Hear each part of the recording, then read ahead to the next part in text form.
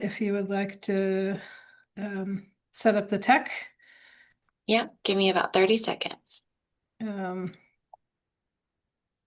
I would be happy to share my screen to put the agenda on the screen so we can all be on the same page.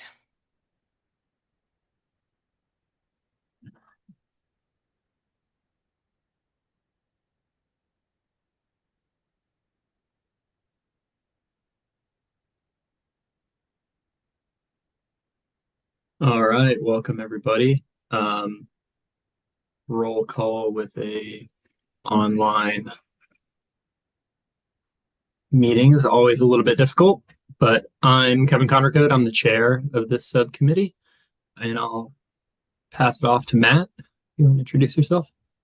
Matt Fusco, Vice Chair. Is Anne back on? No. All right, Bob, would you introduce yourself? Yeah, Bob Turner. And is David here? I'm here. I'm with the Buncombe County Parks and Rec Advisory Board. Perfect. And Elena? Lena Richards, former advisory council member for Parks and Rec. Excellent. And then Buncombe County staff, would you like to introduce yourself? Sure. Rachel Sawyer here, Strategic Partnerships Director. Pass to Angeline. Hey, I'm Angeline Johnson. I'm a grants manager in strategic partnership. Allison Daines, Buncombe County Parks and Recreation Director. All right. And Jennifer Harrison, Ag and Land Resources Director. We also have Inwena. Inwena Smith, I'm sorry, we have a new name, Access and Human Rights Office, Human Affairs Office. Great to see you. Glad you're here. Excellent. Thank you everybody for joining. Let's see what the agenda for today is. We can vote to approve the minutes from our last meeting a whole year ago. Could I get a second for that motion? I second that motion that we approve the reading of the minutes. All right, all in favor of approving the minutes? Aye. Aye. All right. Approved. Let's see. Rachel, do you want to go over the bonds and where we are? Yes, I'd be happy to do that. So welcome back, everyone. Kevin, you said it has been a year, and in fact, it has been a year, a little over a year. Last time we were together, the minutes you just approved were from September 17th, 2024. And during that meeting, this Passive Recreation Subcommittee voted on your slate of recommendations that were all set to go to the Board of Commissioners. And the first that was scheduled to happen on October 2nd. And as we all remember, the week before is when Tropical Storm Helene arrived in North Carolina. So the work was paused. And as we came up for air, what we as staff decided to do was ask the subcommittee and the applicants to hold off until July, at which time we could revisit the process and see where to go from there. So Buncombe County certainly was very involved in Tropical Storm Helene response, and we stayed quite busy assisting the members of our community and partnering with our nonprofit and other community partners in doing so. And probably could not have gotten to it realistically until this new fiscal year arrived.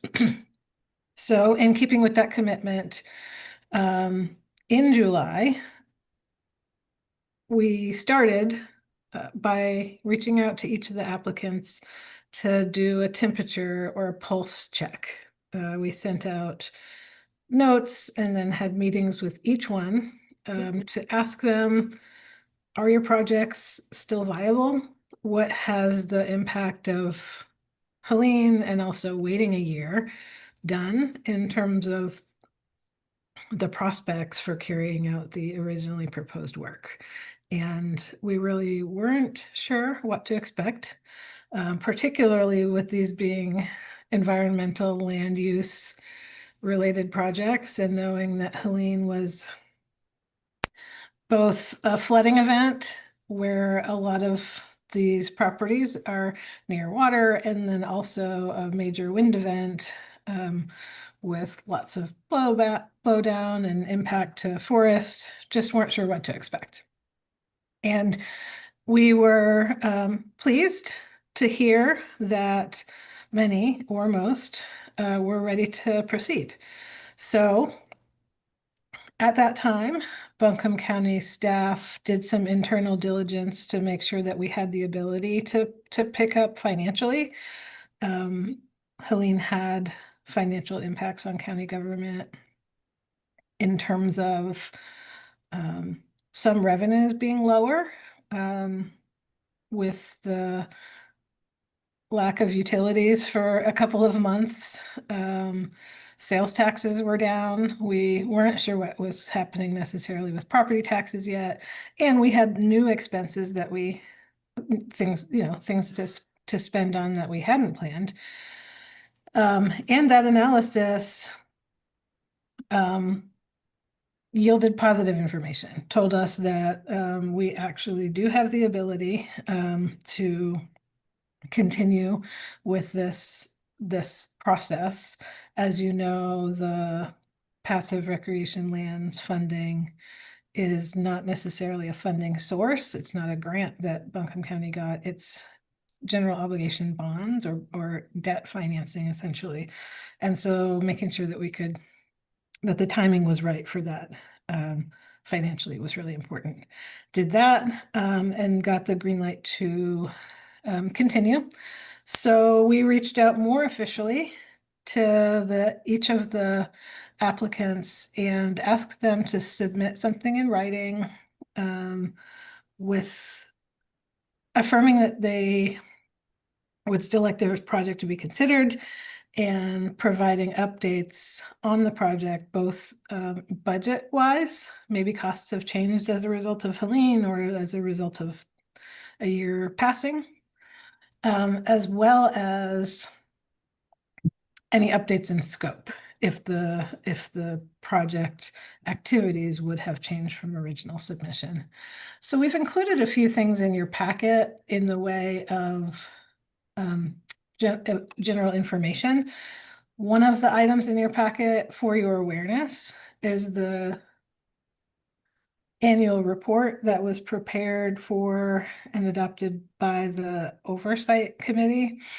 You might remember that the general obligation bonds, which are sometimes called GO or GO bonds, were approved for both open space and affordable housing. And so there's a committee, a small group of individuals that oversees the entire portfolio. So there's that information for your awareness, and that was in your packet to review ahead of time. And we also gave you a sheet for financial context. So the open space bond, as originally approved in the voter approved referendum, was a total of $30 million. And so far, there's $17.5 million committed. One thing I thought of just now to share for your awareness, if you didn't know. Oh no, I thought I had it up.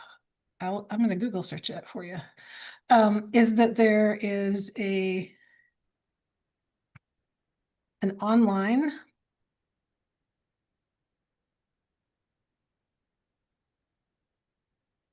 dashboard.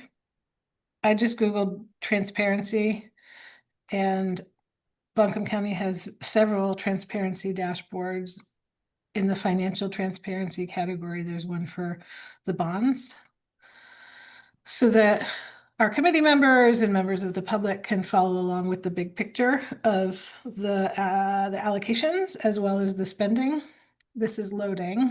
It might take a minute to show on the screen share, but it shows both the affordable housing bond, which was a $40 million total, and the open space bonds, which was a $30 million total. So it is reflecting that $17.5 million approved.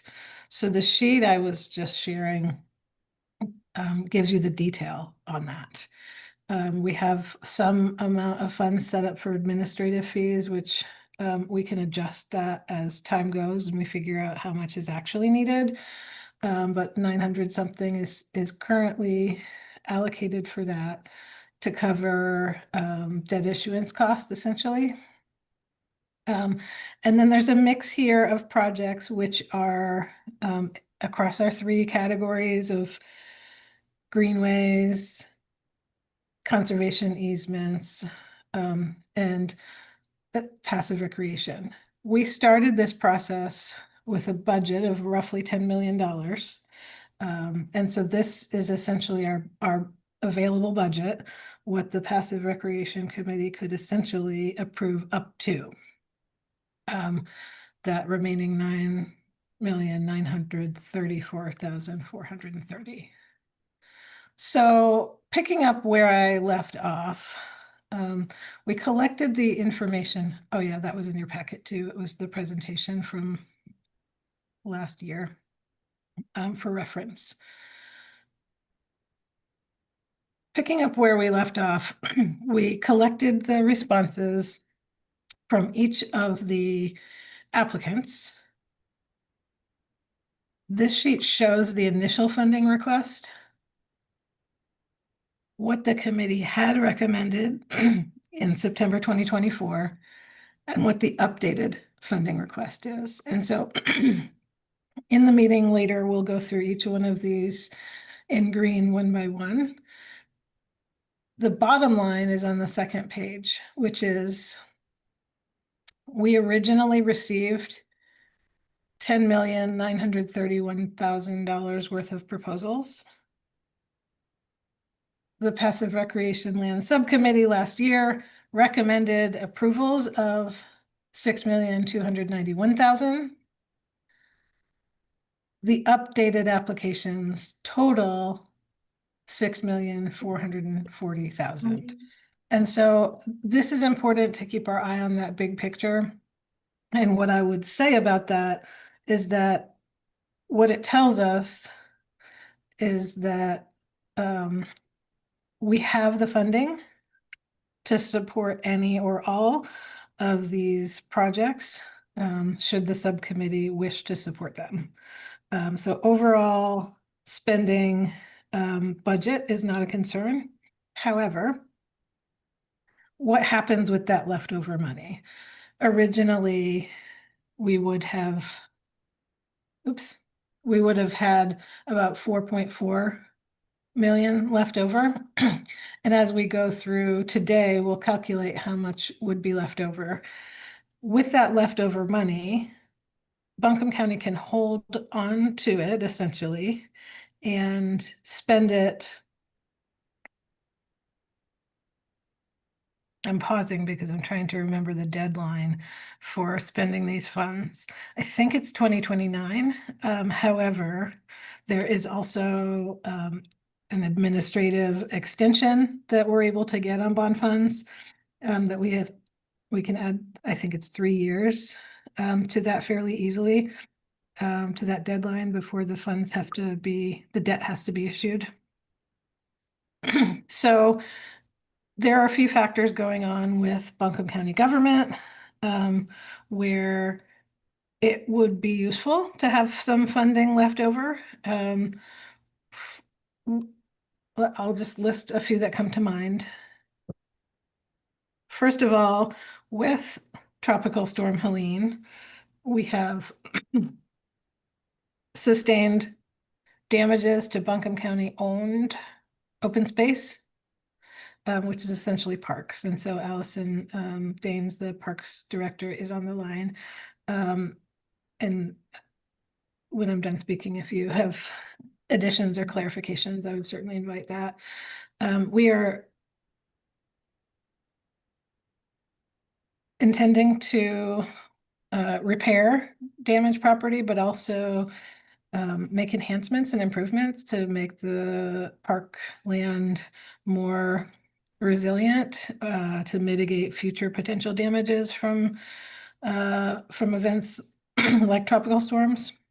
We will be able to access quite a bit of funding from other sources like FEMA public assistance, like the funding source known as hazard mitigation grants, maybe through community development block grants. And also, we know that there may be some additional costs that Buncombe County wishes to take on.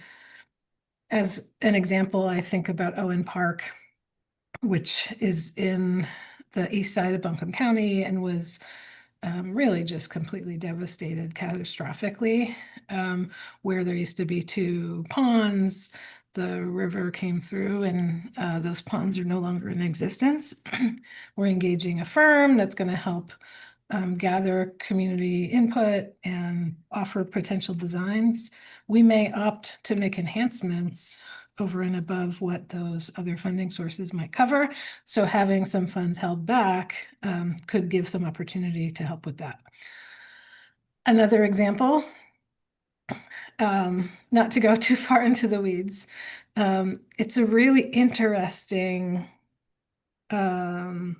opportunity for Buncombe County, particularly from this open space perspective. You heard me say hazard mitigation grant program. That's the same program through FEMA, administered by the state of North Carolina, that property owners can apply for their properties to be acquired. Buyouts, essentially. And through this acquisition program, we expect hundreds of properties to come into ownership by the local government. So any property that's in an unincorporated part of Buncombe County, meaning it's not the city or in one of the towns, would come to the county after that buyout process concludes. It's Can we realistically expect those properties to be transferred to the county in a fashion that lands it within the time span of these funds? I think so. It is moving slowly, and we try to compare to other HMGP processes in the past to see, like, are we on track? There are some federal unknowns that make that tricky. But I think that yes, that would be realistic. It might take a couple of years, and it's only 2025. So I think that yes, that would be realistic. Okay. We don't have the total number of properties yet. We do have information about like the first 3 batches of properties, which total maybe shy of 200 properties total. I don't have an acreage count. Also, it's not public information until the deals go through. But the bottom line is that Buncombe County is going to own significantly more property.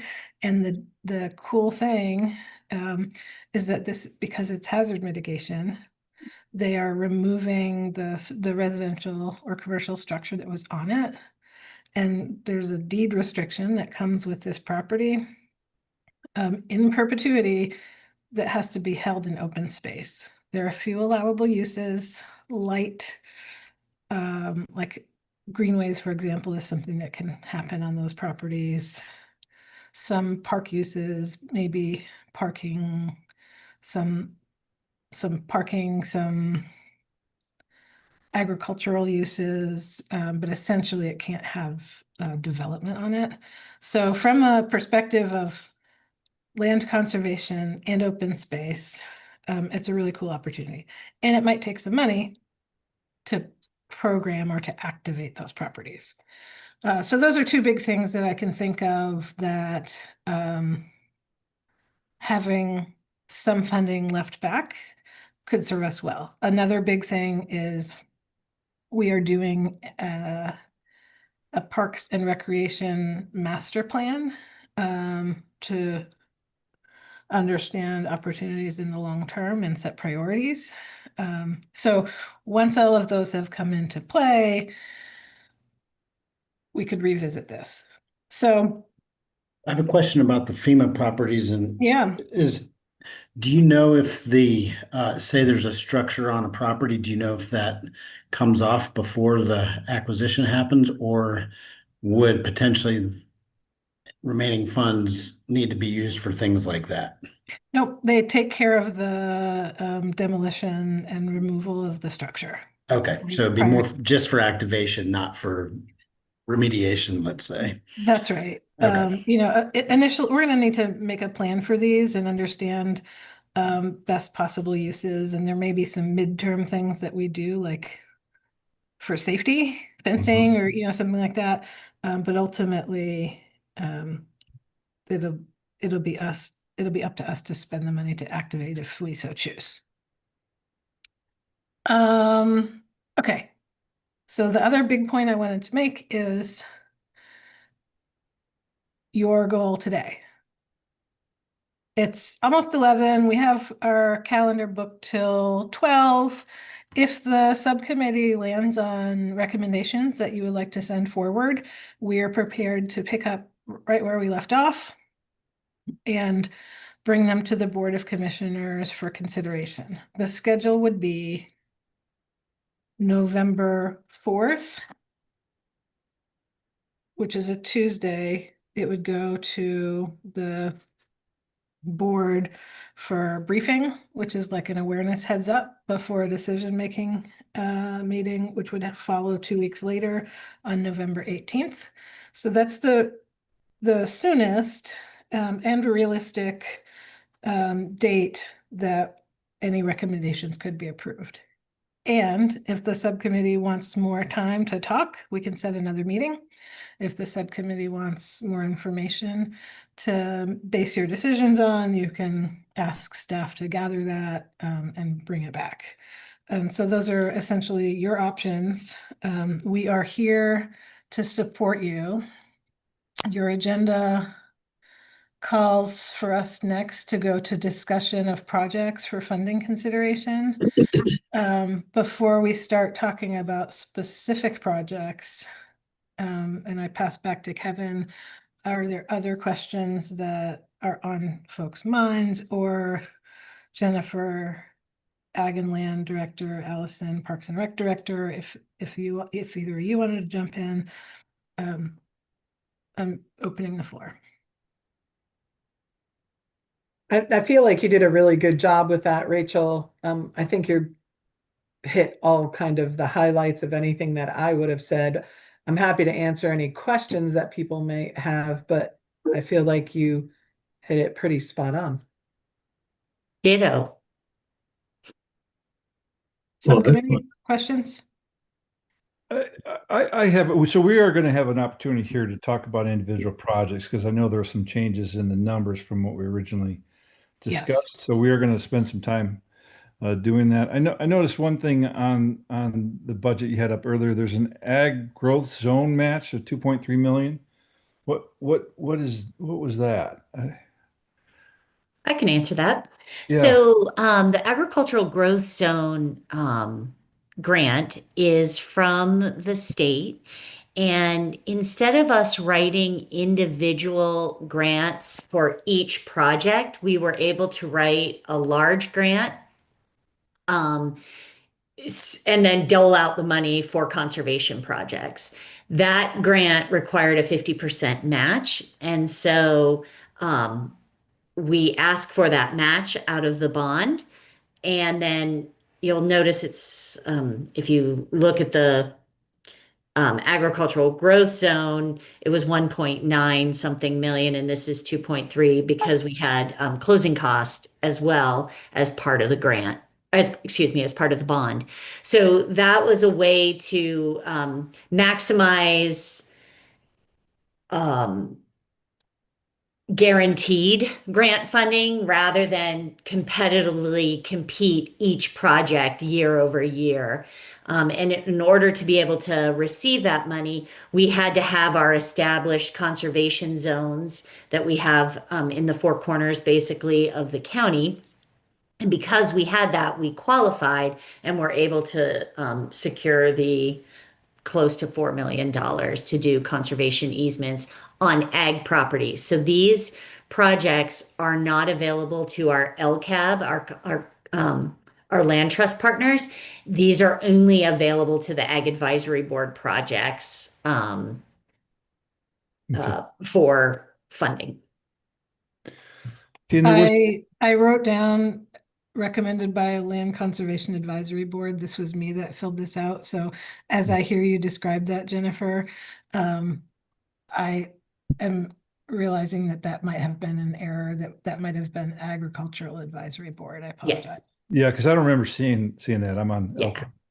And so there was another project that when we last voted, that we liked, and we set it aside. We put it on hold, I think, and it's dropped off your list. And I'm trying to remember which project that was. I remember. I think that was the Deaverview Mountain. No, Matt, do you remember? We were close on it. We liked it, but I don't think it was Deaverview. There was something that we Is it wanted. the one on the was it Waterman's or Waterman? It was on Swananoa River, the inner. Yeah. So this page is the recommendations from last year, and page 1 has the items in green that were recommended, and page 2 has the items in gray that were not recommended. So Town of Weaverville and the Friends and Neighbors of Swananoa are 2 projects. The Weaverville Watershed, that was the property that we were hearing from a lot of different community members about, and then the Woodman Trailhead and Educational Park, the idea of connecting to Fonta Flora through either purchasing land or easements to put trails through land. Neither of those was recommended last year. In fact, neither is ready to proceed at this time. Okay, so there were no changes to that would allow us to reconsider anything anyway. Sounds No. like they pulled And out. I can answer specific questions about those. Where I thought you were going was pending conservation easements. There is $2.5 million in this budget reflected that I got the list from Ariel Zipe in Ag and Land of conservation easement projects that are in the pipeline. That will be considered sometime between now and February. So we want to make sure that there's that funding held should those get approved. So if you're on LCAB, you might be thinking also of projects that are in that pipeline. What about the pending open space? What is that? That's us. That's right now. Oh, okay. I thought it was something different. That would be our number. Yeah, whatever number we come up with, Okay. we will put in there, and then that will change how much is remaining. And again, last year's projected remaining was, $6+ million. Oh no, I got the other way around. Last year's projected remaining was 4-ish million.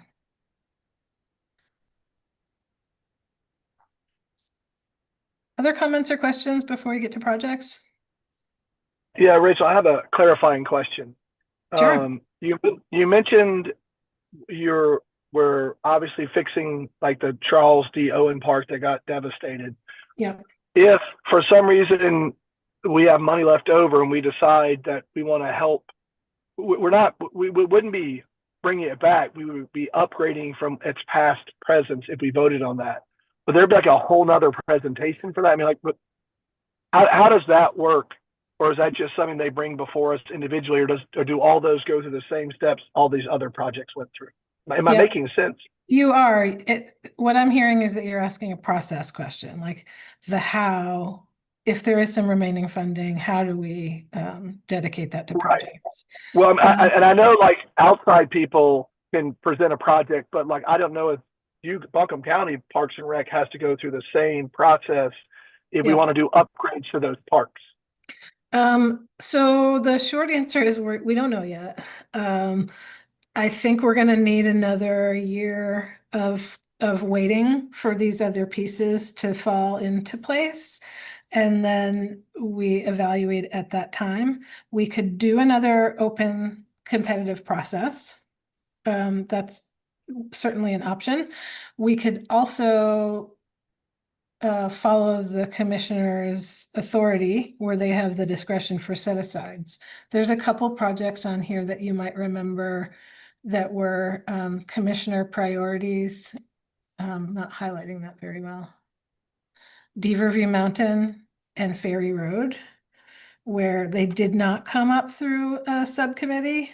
Commissioners had already prioritized these projects, knew that bond funds were a financing mechanism, and set aside a portion. So this 7.6 million is for the development of a park on the Beaverview Mountain property, and this 3 million is for the development of open space attributes on this Ferry Road already owned county property. So there's multiple scenarios in terms of process, and we probably won't know until we get there.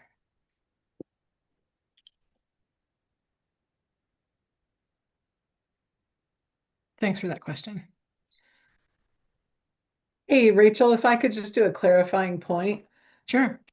For the funds that went to the greenways, for example, I did a presentation to the board and requested those funds directly from the board. So the Woodfin Greenway, those costs, potential costs that got allocated there, those were a direct ask to the board. And so I'm not sure if it would be the same type of situation and where if there was seen as a need for additional funds, I'll use Owen just because you said Owen, that I believe, just make the direct request to the board, I think. Yeah, I mean, we want to have process as part of our commitment to the public that voted for the bonds. And it's up to the commissioners to decide what that looks like. Because I think the question that gets raised is we had agreed upon like a 10-10-10 between ag, open space, and greenways. Yeah. And so this isn't broken down by that per se, but Yeah, it's not summarized by that, but I do have I tried to put a primary type on this, but remember, Kevin, the distinction between them is really tough. Yeah, well, Ferry that's what Road I'm. was one that's probably going to have all three, a conservation easement or perpetuity conservation. And that's what I'm getting at. It's like if we have a remaining $6 million, it's like, do we split that 3-3-3, or can it go to like it's up to the county commissioners to make that discretionary call, like where those funds go. But that's the difficulty of having like leftover, because this is the open space, so we have 10 to work with, and if we forego that 10 and we choose to go with half of it, are we then responsible for saying like this much is going to go towards conservation, this much is going to go towards greenway, earmarked, of course, or I think no. I mean, ultimately, the commissioners are keeping their eye on the whole portfolio, and the county manager with these different departments and community boards as support. And then we've got that advisory. Go ahead. Sorry. I also think the original 10-10-10 was not meant to be hard lines. They were meant to kind of help us think about it and to give some structure. But I think the intent was always we want the best projects that we can fund through the bond, and however that ends up looking, we weren't going to be held to those 10-10-10 buckets. Yeah. Yeah, I mean, we definitely want a balanced portfolio. Many of the conservation easements are not open to the public. They're privately owned properties. So we want to have a lot of public access to open space while conserving land, and greenways are a huge part of one of the ways that the public interacts with open space. Who's in charge of spending the remainder and how? I hear those questions. I don't have clear answers. When we have done our work as the Passive Recreation Lands Subcommittee, I would anticipate that it goes dormant again. We don't continue meeting until recalled for to respond to an opportunity, which might be investing some additional funds. Okay. Yeah, I think that sounds good. And on that note, we can go into a project by project overview. You take the lead if you like, and I will fill in details. Yeah, certainly. So the Balsam Gardens is 33, 34 acres on Sand Hill Road that aligns with the Greenway Master Plan. Original request was 1.6 million. The property owner came up with that assessment. Our recommendation in 2024 was dependent on a fair market value assessment, and he came back with the original offer again. And I had recalled we had put an ask towards if we could have the Buncombe County property appraiser look at this and determine fair market value. Do you know if we got back to that? So I did a little bit of research in advance of this meeting to be ready for this conversation. It did not include reaching back out to the property owner. So there's that caveat. However, I spoke with county legal, with the tax assessor's office, as well as ag and land to think about different potential scenarios. If Buncombe County wishes to purchase the property, there's not actually a law that we can't spend more than fair market value. That, it turns out, comes mostly into play for like eminent domain situations. If it's a voluntary sale, we have the flexibility to essentially fair market value is what both parties are willing to agree to. However, there is some case law where governments have gotten in hot water for spending too much on property in the past. So yeah, and that's kind of like where the subcommittee's concern was the over, like, we have limited bond funds. We're not looking to spend more than we need to or more than is fair. And it's also feels like a dereliction of duty a bit if we don't assess that. Yeah, so let's talk about property value. The current tax value is quite low, less than 200,000.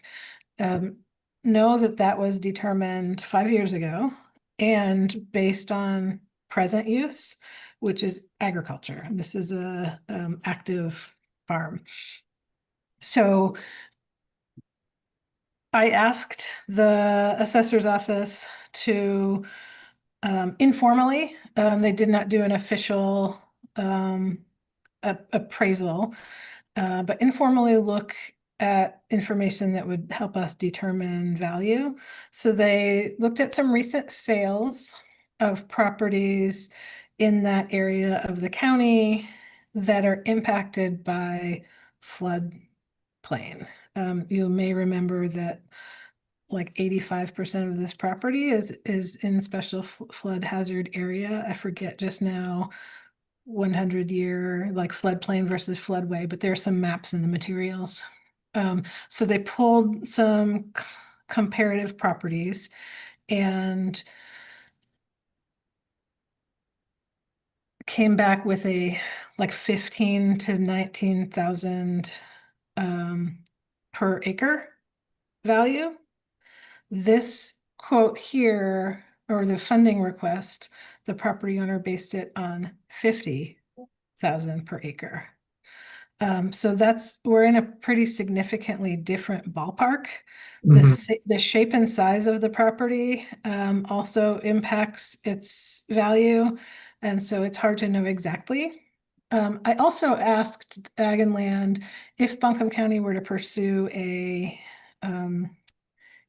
conservation easement on the property rather than purchase, like try to negotiate the ability to have, I don't know if it's conservation easement, but the right of way for a greenway. That per acre value is closer to 5,000, where the property would still be owned and still be able to be farmed with a greenway coming through. That is not what the property owner requested. He has requested a purchase. So in the ballpark of, let's say, I'm just going to estimate, if the committee wants Buncombe County to pursue acquisition, if we had, say, $750,000 to work with, I think that would be ample, based on plugging in, say, a 20,000 per acre, so just a little higher than what the assessor's office was recommending, plus having wiggle room for closing costs and other expenses. And are we equipped to handle a negotiation in this kind of thing? Because all the other projects are cut and dry. They provided a budget, everything is above board. Or is this something where we can, like, it feels like this may not be the avenue to pursue this project, even though it aligns with the master plan, it aligns with a lot of the missions this board wants. I'm opening the floor to other board members as well, to see, like, is this something we want to pursue in negotiation? Is this something we want to send an offer in? Is this something we want to take off the table? I guess Rachel? well, I was going to say that's the question is, do we accept it as written, or are we going back and forth with the owner, and it seems like they're making a proposal. If we accepted the proposal, we can't. I guess that's kind of the question you're asking, right, Kevin, is do we go back and forth, or do we accept it as is and deny it as is? And then they have to present another plan if they want it more or whatever, I guess. I guess this is Matt. I've always been thinking about it as a sense of, if the Passive Lands Recreation Subcommittee wants to recommend up to a certain amount, then it would come down to the commissioners making a decision and then the county negotiating at the end of the day. I could be wrong, but I don't know that we as a committee would be tasked with negotiating with a landowner. What we would do is say, we think that this potentially could be, I think it's a viable connection and an important one for the Anka Heritage Trail. And I recall that where we landed last time was that we thought that it could be up to 30,000 an acre, which is that 1090. And that it would be up to the county to determine what their threshold is. Maybe we, with this information that Rachel just shared, we say it's 750 based on at least a little bit better kind of knowledge of the value, not necessarily the final, but then it would seem to me that the legal folks would be tasked with making sure that works and that it's above board and within the county's capacity. Yeah, I would say that that's a feasible and realistic option. As is David's suggestion, if the committee didn't have the appetite for it and wanted to reject it in whole, that would also be okay. However, if you want to set an up to amount and recommend that it proceed, staff would take it from there.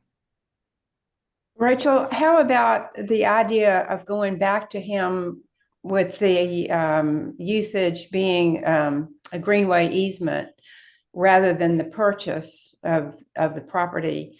Is it possible to go back with an alternative suggestion on how we use it or how we purchase it?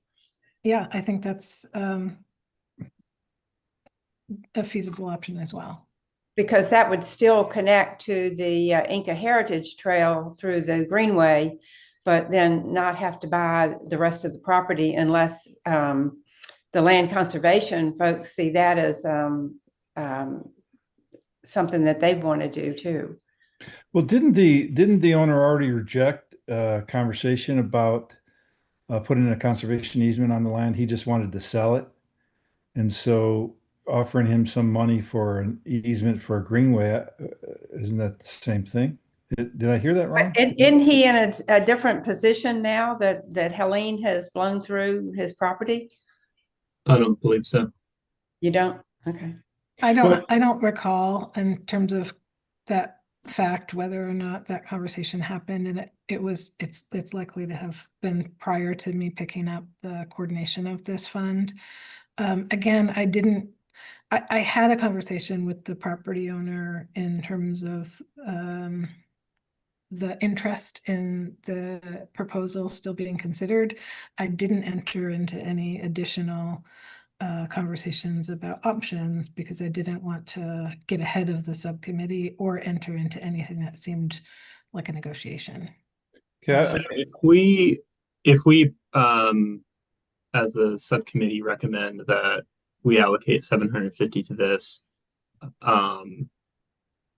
it then puts the negotiation on the county. So I'd like to reach out to Allison or get her input here and ask, is this something that is in the realm of possibility for the Parks Department, or should we go ahead and just take this one off the list?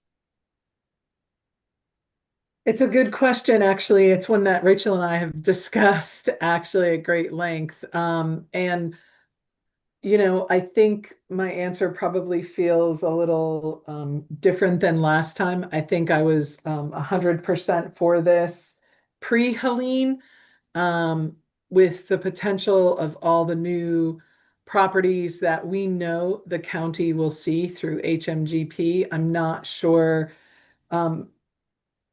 how it fits into our ability to be able to develop and maintain in the same way. And so while there is still that potential connection for the Inca Heritage Trail, I definitely want to acknowledge that.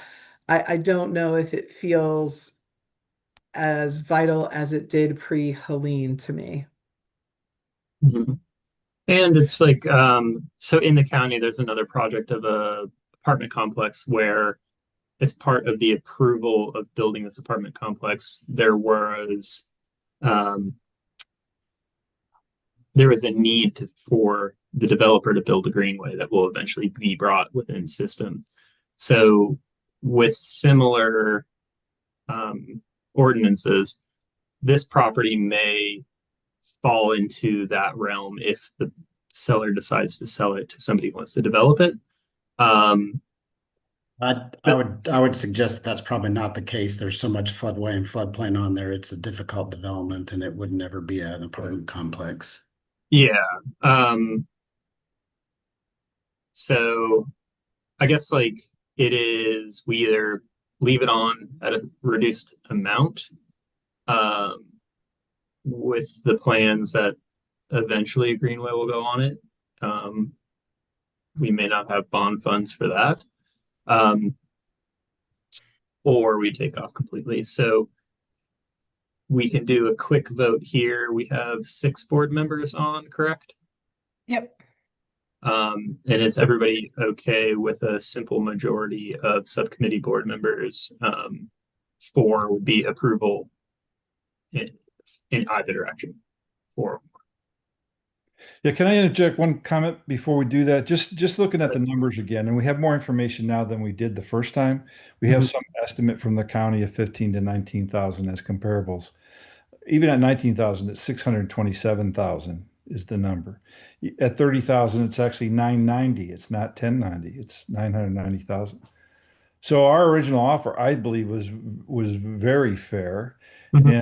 And things are changed. You're right. I mean, this property is not going to be developed. It's impossible to be developed, really. So we'd be putting out a lot of money to protect land that otherwise is not going to be developed. So just want to make sure the numbers were clear. Even at the best, the highest at 19,000, that's 627. If he rejected the 1090 and came back at 1.6 million, then Did he reject the 10 or I did we don't just? think it was ever, as I said, I don't think it was ever presented to him because those are the numbers we made up, and then the storm hit. So I don't know that anyone was ever presented a number. I think you're probably right. I mean, this is all public information and folks are following along. He essentially articulated a desire to submit as originally submitted. so he It wasn't a financial negotiation conversation.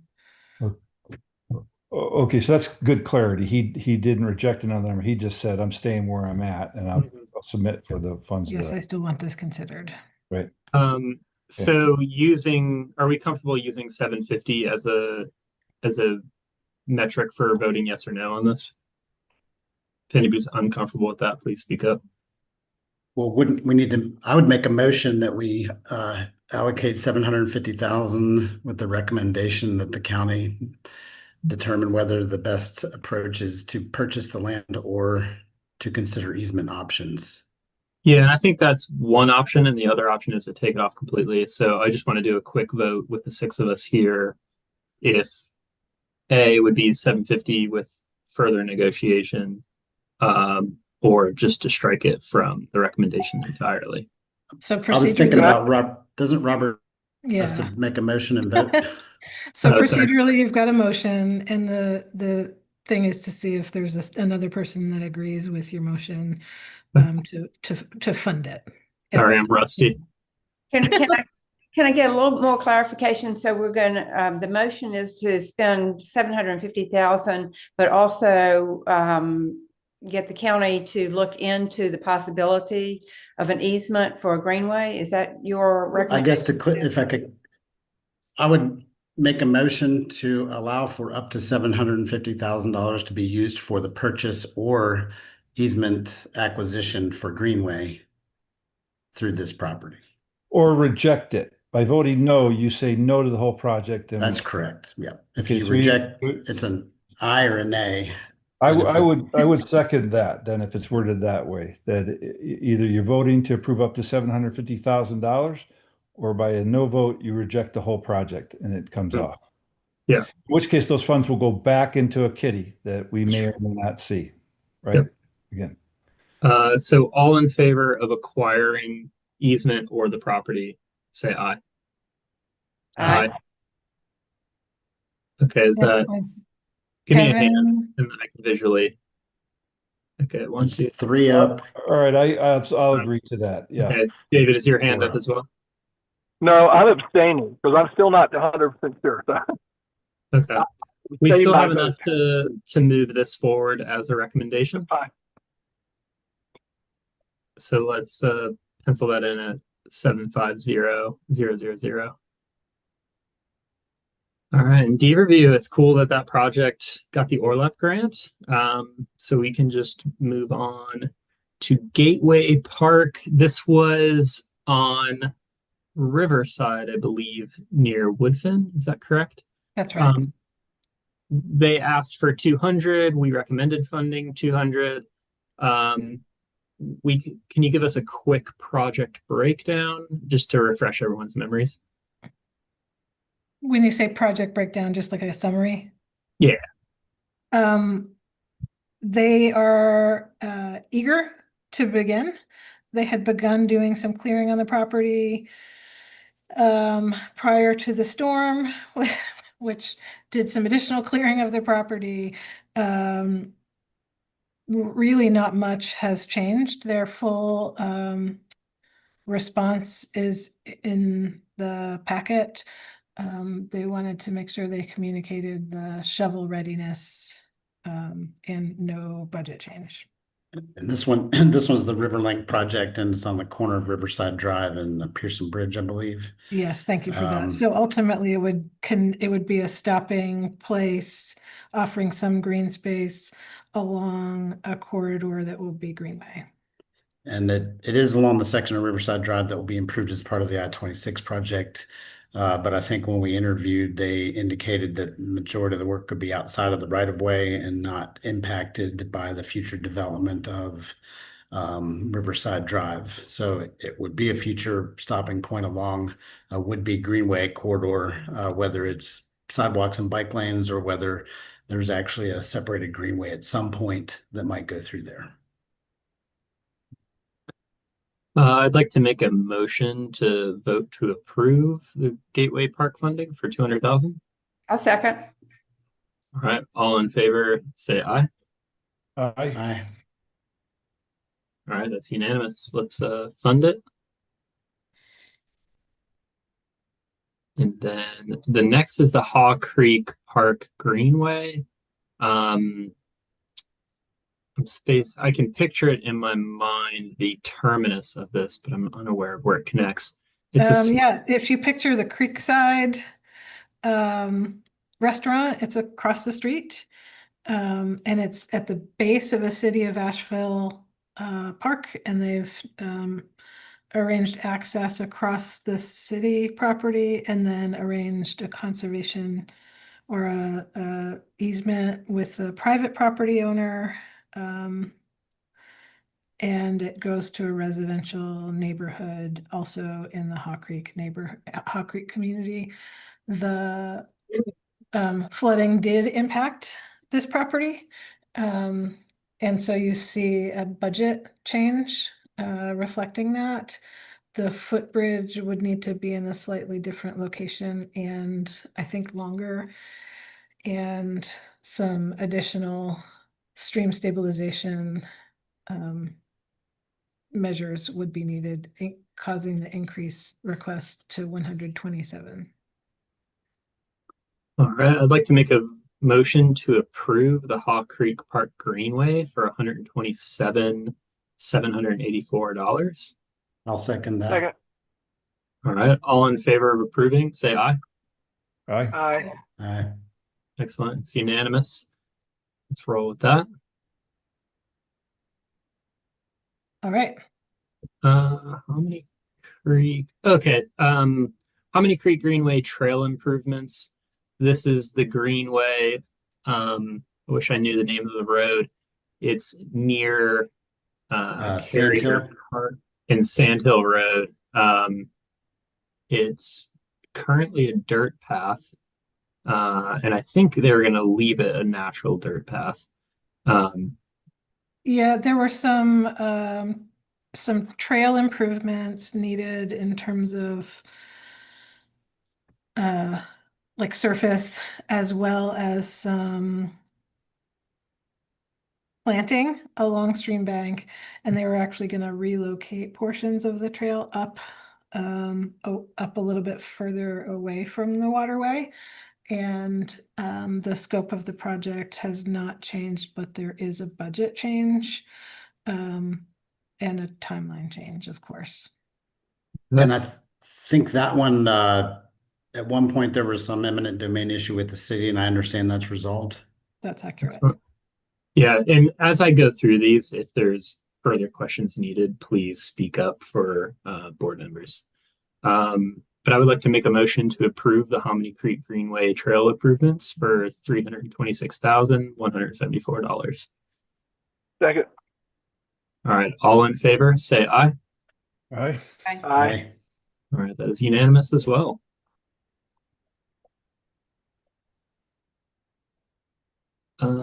Which is this? Improving public access and use of lands. Sorry, I've got us as Okay, Warren Wilson College. I believe they changed the scope correct? They did. So Warren Wilson College had originally proposed to receive 141,000 and utilize that funding across all, I think it's 19 miles, anyway, across all college-owned trails on their property. However, the river trails were most impacted by Tropical Storm Helene, in fact, pretty catastrophically. You may recall that this property is almost adjacent to Owen Park, which we had the Charles D. Owen Park, which we talked about previously. The Center for Working Lands at Warren Wilson College is proposing to spend the full amount, which is updated to 150,000 on just the section of trails by the river. So on the same side of Warren Wilson College Road that Owen Park is on. And then I think also across the road, there's some additional trail. They would like to donate some in-kind design and labor toward it, and then also do this as a demonstration project where they utilize different types of trail building techniques to study resiliency and what's most what stands up the best to future storms, future flooding, and hopefully also provide education to others in the community about trail techniques. Excellent. I would like to make a motion to approve the Warren Wilson College trail plan for $150,000. I'll second that. All right, all in favor, say aye. Aye. Aye. All right, that's unanimous as well. I believe this project is going to need a little bit deeper. They had so this is the town of Black Mountain Ridge Crest Connector. It takes its inner city greenway that is making a key connection between Ridgecrest and Black Mountain.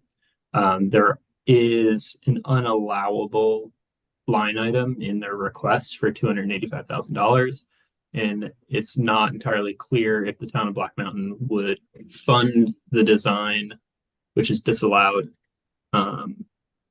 If I may interject, when the application was previously submitted, they agreed that they would either get grant funds or pay for it with town funds to cover the design phase of the project.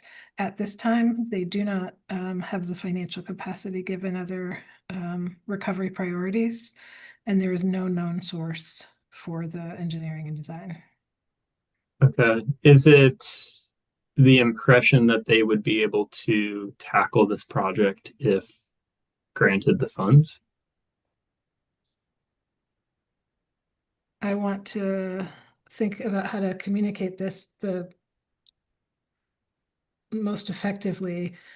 I'm unclear how the project could be viable without engineering and design. And we specifically in the application and in conversations with the town have communicated that that's not something this funding source can cover. I kind of struggle with this one because I think it's an important and great connection between Black Mountain and Ridgecrest and the future Fauna Flora route.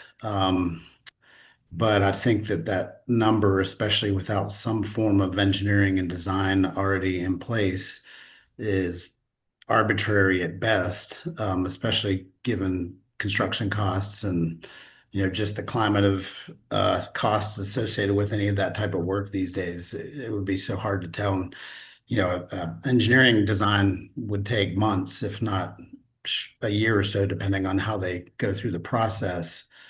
And I guess on the flip side, if we did award something like this and they couldn't use the money, and we were safe to assume that that money would come back into the bond fund bucket, maybe it's a little less of a risk, but it seems pretty risky to me.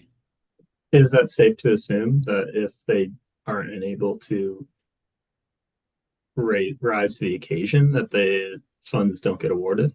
How does that mechanically work?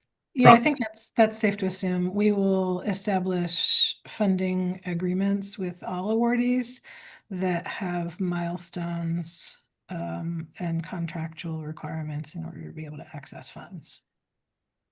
Okay, so with this, if it were to be awarded, they would be contractually obligated to come up with the funds themselves to pay for engineering and design. Yeah, we could back out the 285,000 and do an up to amount. That could be an option. There's also a 30% contingency. This was something that the subcommittee discussed last year, of being a little bit uncomfortable with that number, which is why the award amount was less than the request amount. But it's gone up significantly. So what could you explain what inflation is?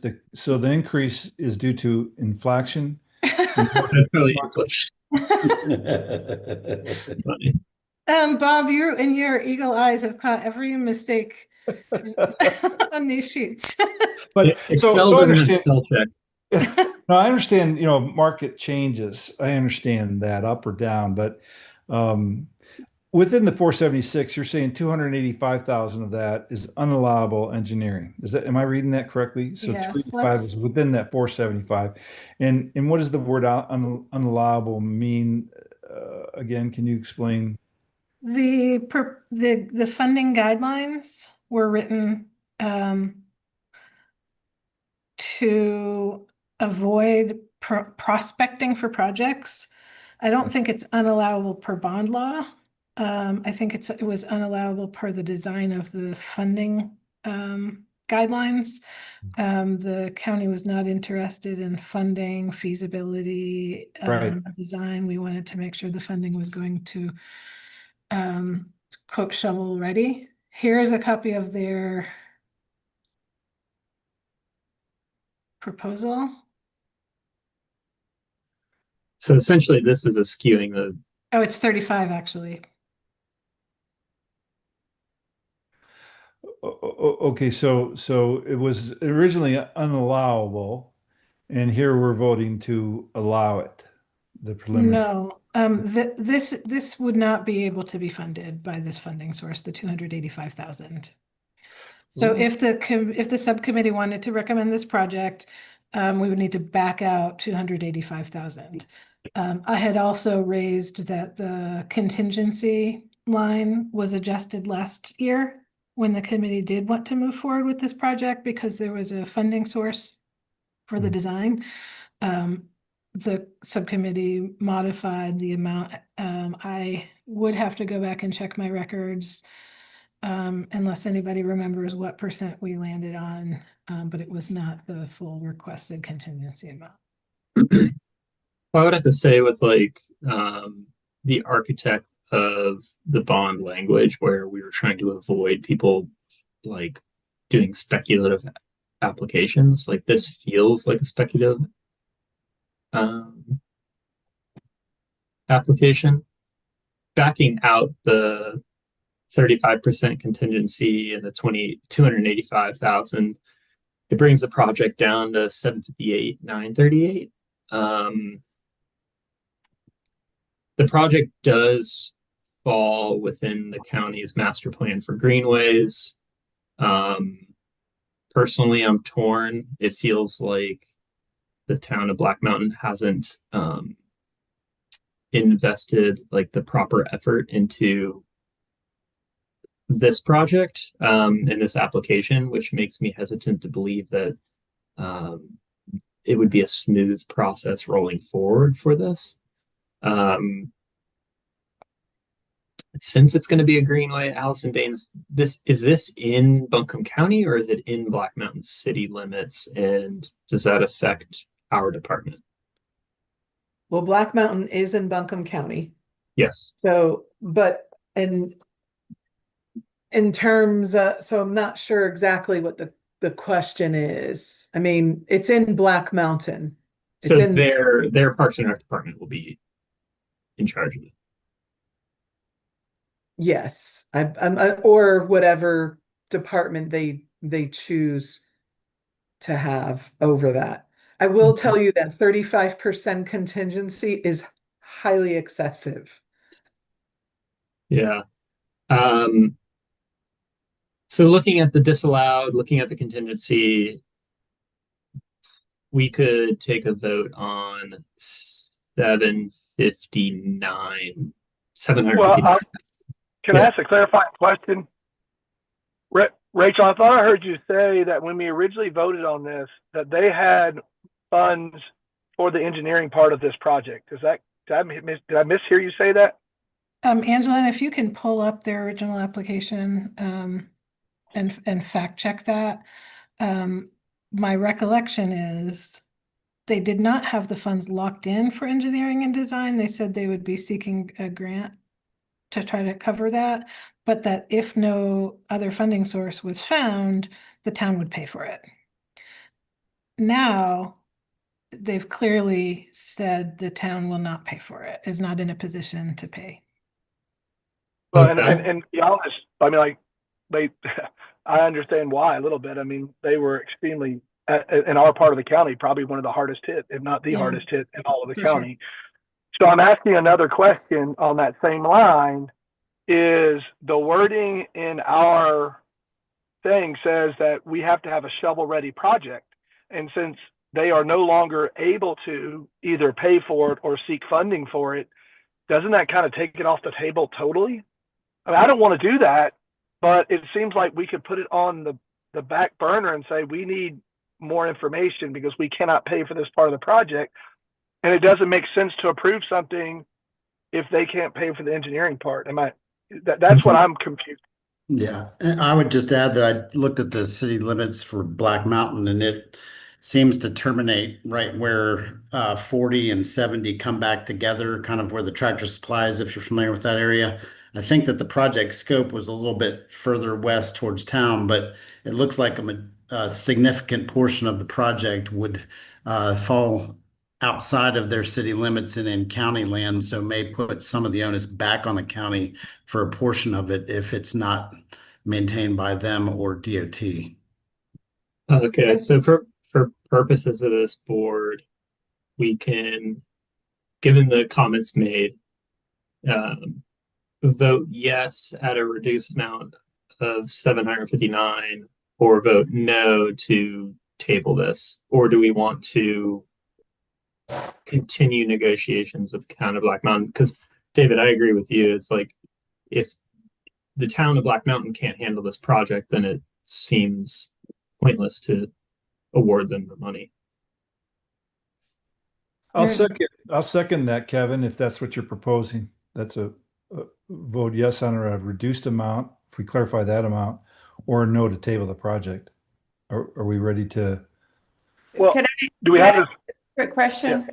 If we vote to fund the reduced amount, can we put in there specifically that it is none of that is to be used for engineering and design? Or is that not necessary? We can do that as a term of the award. Okay. The number you proposed, Kevin, was that 750? Is that 759, it takes out the 35% contingency fee and the engineering fee. May I ask another clarifying question before I vote here? Yeah, go So for it. if we approve the money, which I think I hear everybody saying we want this to be done, we just don't know if it's feasible at this time. Is there a certain amount of time they have to spend it, in the sense that, like, maybe they're waiting to see if we'll fund it and then they're going to seek the $285,000? I'm trying to, I know what happens if they don't spend it, but how long do they have to then acquire the engineering to have the project done? That's a good question. I don't know that we have a set timeline. I did want to point everyone to the chat. Angela dropped in some information from their original proposal, which was that they were applying for a Great State Trails grant for 50% of the engineering, the design and engineering. And that they were gonna cover the remainder. It was 140,000, that line item last year, and now it's 285. And so it sounds like to me the state grant is off the table for them at this point with the new They must updated not, request. they have not been awarded. Right. I don't want to take a heavy hand with the subcommittee, but as I listen, I hear you saying this is not at a ready state to proceed, which is the case for a couple of projects that were not recommended. They still need to fund the design. Mhm. And so they were not recommended. Just thinking about consistent treatment of not ready projects. Yep. So let's take a vote on it with that in mind. A vote yes will be to put this project forward at the reduced amount of $759,000. A vote no will be to not fund the project. So we're making a motion to Mhm. fund the project at $759,000 with the notable exception of the $285,000 design fee not being included. Is that a clarifying question, Matt, or a motion? That was the motion, sorry. Okay. Just that we pick up the 20, we acknowledge that the 285 cannot be part of the 750. Yeah. I'll second that Second. motion. Okay. All in favor of funding the town of Black Mountain Ridgecrest connector? Got one, and all against. Nay. Nay. Okay. It looks like we're taking that one off the table. The next one will be. Can I just add, and this is for everybody on here. So these ones that we deny, we'll have money left over. Are we letting them know that we might have another round of where they could reapply if they get these things worked out? The language is that that's to be determined. That Okay. that's a potential. Okay. Really, again, not knowing what a year or two will bring. Correct. It's a possibility. Okay. And also, this isn't the only funding mechanism that the county has for community projects. And so, again, I just don't want to Yeah, it's not always. over or under commit about potential opportunity for funding. Okay, so the next project is the town of Woodfin Riverside Park. The update is they have reduced their ask because there's other funds, FEMA and Great Trail Grant. So the current ask is $2,134,804, which is slightly reduced from the amount we approved last September. Are there any further questions that people want to know about this or project details?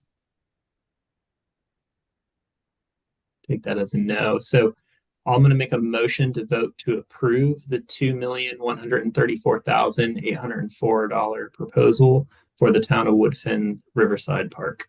I'll second. Second. All right, all in favor, say aye. Aye.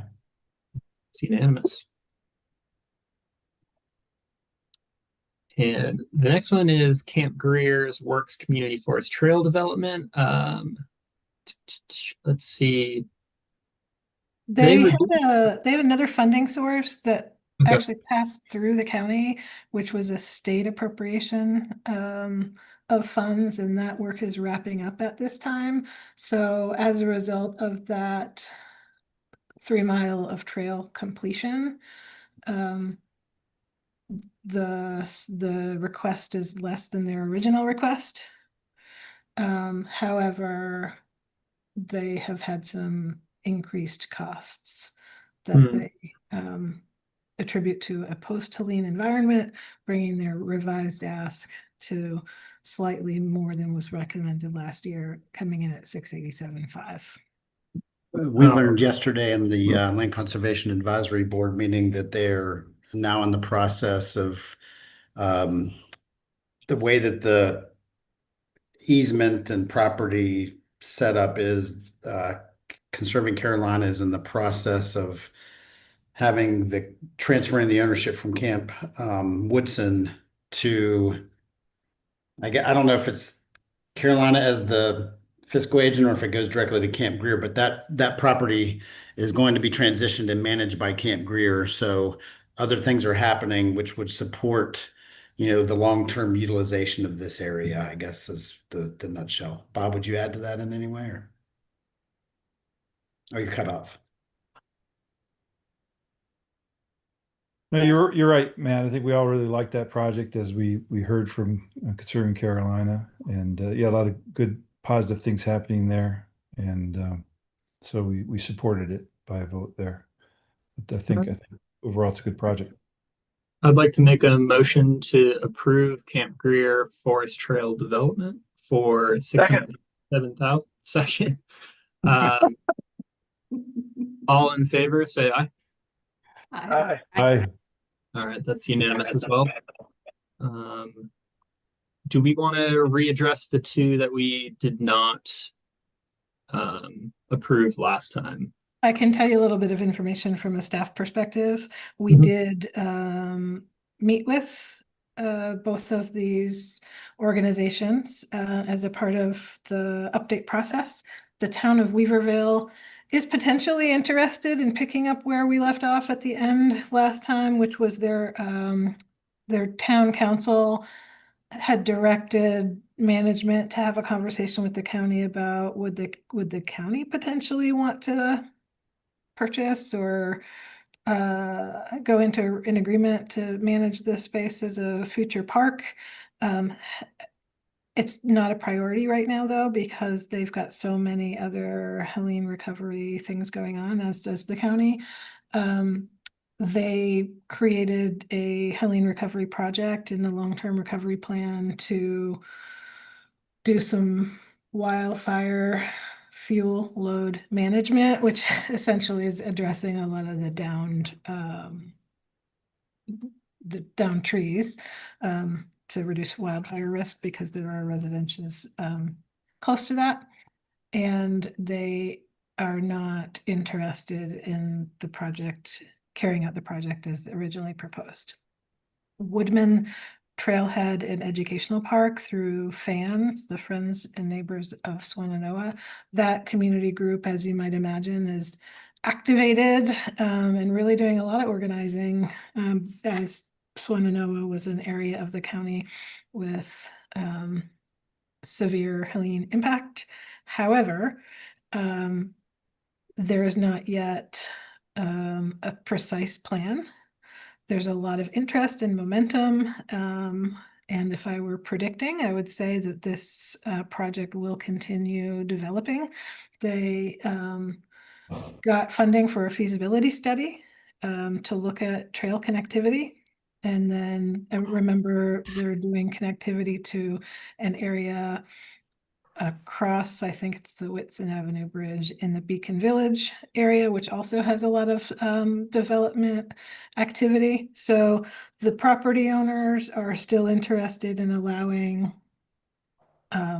easements for the trail or the greenway to pass through, but they don't know exactly where that would be, which side of the river. And so they don't have a project that would be ready for said easements. Okay. From the sounds of that, it seems like they're not ready to be tabled. Is there anybody who would like to make a vote on this? Who'd like to make a motion? No. Okay, I think we can proceed to keep those as off the list. So that brings the total recommended amount to $4,376,262. That leaves roughly $6.5 million. I liked it when Bob called it the kitty. Leaves it available for future deployment. Again, from the staff perspective, we would recommend that the Passive Recreation Subcommittee discontinue its work at this time with the ability to be reconstituted. The membership would likely change because this is made up of members of two other county committees. And so as time goes, people rotate on and off boards and commissions. So this would essentially conclude the work of this current team.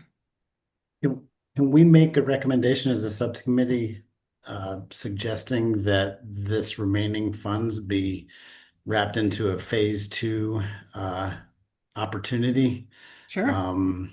The only reason I say that is, and it may just give an option for, I don't know, so that the county commission doesn't just assign it all. And I'm not saying that they would do it in a bad way, but it seems that part of the purpose was to have a group like ourselves be reviewing what we could and make recommendations. And I think that would be a good recommendation from this committee, is to have a second round of, grant applications that a new committee might review and make recommendations on, rather than it just be decided upon at the commission level, if that's something other folks are interested in. I think that's within your discretion to make that recommendation. I would second that too. I don't know if it's a motion or not, Matt, but I would second that, just because even with all the change we've had over the last year, there might be projects that weren't even thought of before that now are. Like when our things have changed so much geographically in our area, there might be new projects that people would present that they didn't present before. So I would second your motion that we recommend that. I make a motion that the remaining funds be used towards a round 2 grant application process, similar to what we've just gone through. And quick clarification, you asked earlier if the county could compete for funds in the same way that community organizations could. I think it was you. Anyway, and we do have precedent for that when we had COVID recovery funds. County departments and community-based organizations were both able to submit. I would second your proposal, Matthew. All right, well, all in favor of a second application window, say aye. Aye. All right, that passes.